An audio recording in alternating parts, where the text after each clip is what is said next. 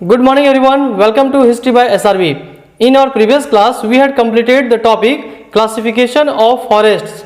And now, let's discuss the next topic, that is advantages of forest.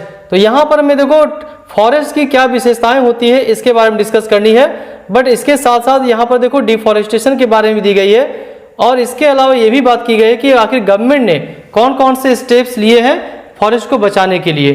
So let's we start from the first topic, that is advantages of forest. तो यहाँ जानना है कि क्या क्या विशेषताएं हैं फॉरेस्ट के. तो देखो फर्स्ट में क्या it has been told here कि forest are the breathing lungs of the civilisation.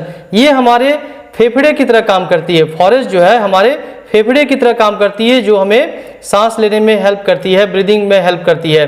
तो ये फर्स्ट एडवांटेज हो गई. सेकेंड में है a very important for the survival of life on earth. आपको भी पता है कि अर्थ में यदि हमें जिंदा रहना है तो हमें पेड़ की इंपॉर्टेंस है, जंगल रहने चाहिए. ये हमारे सर्वाइवल के लिए, हमारे जीवित रहने के लिए, पृथ्वी पर यदि हमें जिंदा रहना है तो पृथ्वी पर जीवित रहने के लिए फॉरेस्ट हमारे लिए बहुत इंपॉर्टेंट है. बिना फॉरेस्ट के हम लोग यहाँ पर पृथ्वी पर, अर्थ पर जिंदा नहीं रह सकते हैं.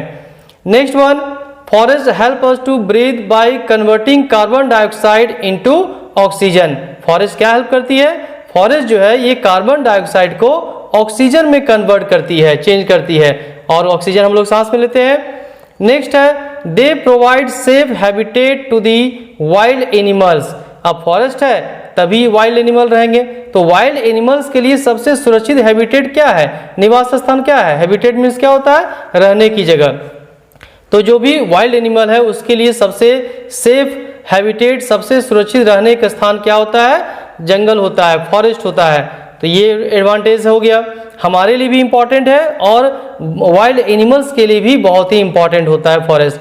Now see the next one कि many people depend on forest for their livelihood.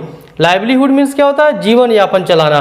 तो बहुत सारे लोगों का जो जीवन चलता है वो क्या है? फॉरेस्ट पर ही है, फॉरेस्ट पर ही टिका हुआ था. वहाँ से फॉरेस्ट से वो लोग फल फूल लाते हैं, लकड़ी लाते हैं और अपना जीवन यापन चलाते हैं. नेक्स्ट है trees also help in keeping the earth cool. तो ये चूंकि देखो फॉरेस्ट है जिसके कारण हमारा पृथ्वी क्या है? ठंडा रहता है, कूल रहता है, अदरवाइज बहुत हॉट हो जाएगी. देखो ग्लोबल वार्मिंग बढ़ रही है ना, ग्लोबल वार्मिंग ये क्यों हो रहा है? ताकि लार्ज अमाउंट में पेड़ पौधे कट रहे हैं. तो यदि फॉरेस्ट रहेंगे तो हमारा अर्थ क्या होगा? कूल होगा और हम अच्छे तरीके से यहाँ पर रह सकते हैं. Next one, large forest cover helps in causing rainfall. यदि जंगल अधिक होगा, यदि फॉरेस्ट अधिक होगा तो फॉरेस्ट से हमें रेनफॉल की भी मदद मिलती है. बारिश का होने का एक बड़ा कारण क्या है? फॉरेस्ट होता है, जंगल के कारण ही बारिश होती है. नेक्स्ट देखो क्या इसका बेनिफिट है कि roots of the trees bind soil particles. अब देखो जहां पर पेड़ पौधे होंगे ना, वहां पर जो मिट्टी होगी वो क्या होगा? बहुत ही टाइट होगा, सख्त होगा. ये मिट्टी को बाइंड करके रखती है, बांध कर रखती है. आप कैसे देख सकते हो? आप एक काम करना कि एक बकेट में वाटर लेना, उस वाटर को ऐसे जगह पर देना जहां पर कोई प्लांट नहीं हो, घास नहीं है, तो वहां पर देना क्या होगा? वहां की मिट्टी तुरंत बह जाएगी. बट यदि वहां पर घास है, ग्रासेस है, पेड़ पौधे हैं, वहां पर जब आप वाटर को ड्रॉप करोगे, पानी दोगे, तो वहां देखना वहां मिट्टी वहां पर मिट्टी नहीं बहेगी. तो वहां पर क्या होगा? मिट्टी जो है, ग्रास, जो पेड़ पौधे के ग्रास होते हैं, ये रूट्स होते हैं, ग्रास है, ये मिट्टी को जकड़ कर रहते हैं, अपनी जड़ों के माध्यम से अपने रूट से बांध कर रहते हैं, जिसके कारण वहां की जो मिट्टी होगी वह बहेगी नहीं. तो यानी कि सॉइल को क्या करती है? बाइंड करके रखती है, बांध कर रखती है. और इससे बेनिफिट क्या होता है?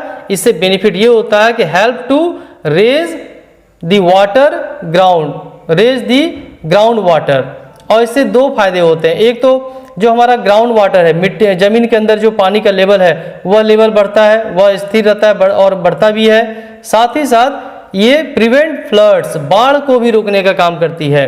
अभी देखो पूरी दुनिया में बाढ़ आई हुई है, तो ऐसा क्यों हो रहा है? क्योंकि लार्ज अमाउंट में पेड़ पौधे कट जा रहे हैं, तो इसके कारण बाढ़ भी आ रही है. तो ये बाढ़ को रोकने का भी काम करती है. कौन?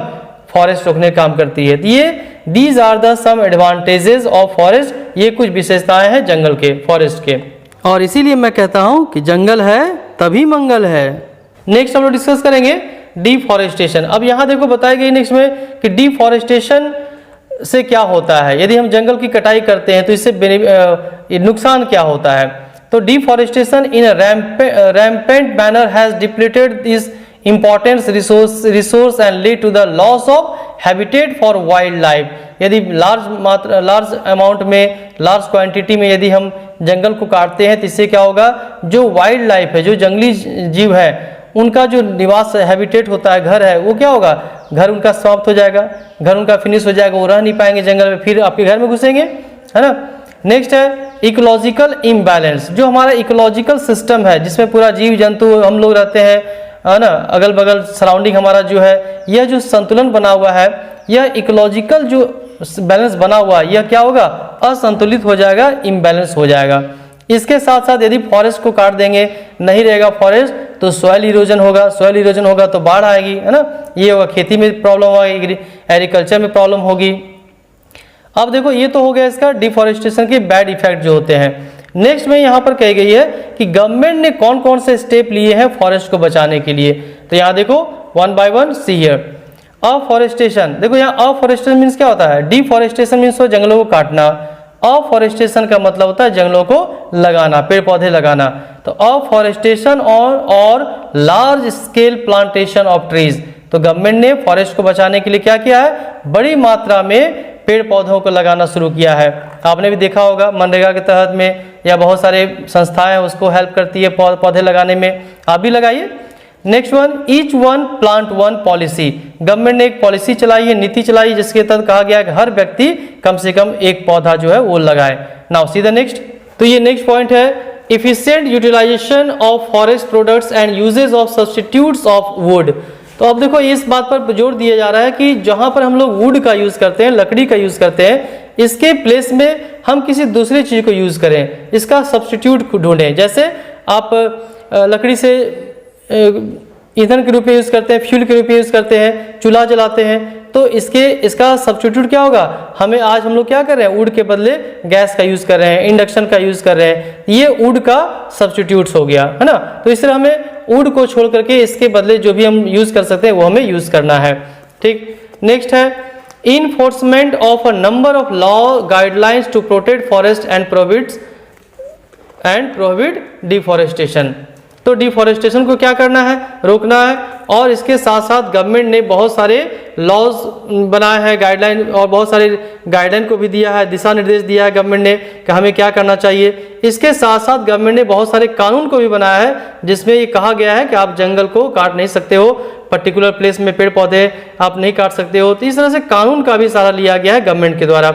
नेक्स्ट है discouraging shifting cultivation which causes forest loss.